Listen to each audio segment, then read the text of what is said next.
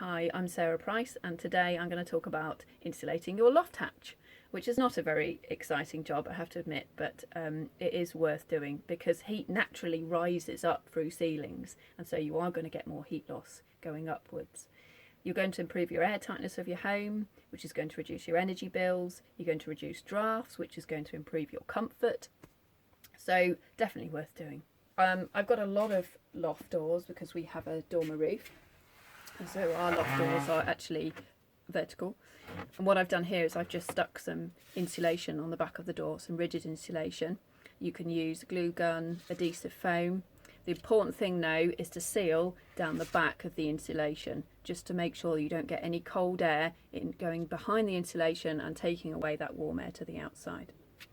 Draft proofing, again, really simple to install, but you can buy lots of different shapes and thicknesses depending on the type of door that you've got, and you need to make sure that you get the right thickness for your door. Best way to do that is to try and shine a light through when the door's shut and see if you can see how big the gap is that you need to seal, basically.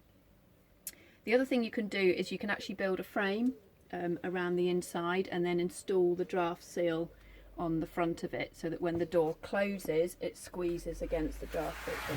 I haven't done that here because I've got lots of fixings around the door. I've got light switches and things in the way, so I've just had to make do with what I've got. If you're improving your air tightness, it's really important to remember that we have to think about ventilation of our home. So if you've got a loft hatch in a room and you think it might be providing some ventilation to that room, then make sure you've got trickle vents and you've got extract fans if they should be there in bathrooms and kitchens. So make sure you think about ventilation too. That's all I want to say today. Thank you very much. Thank you for listening. Bye.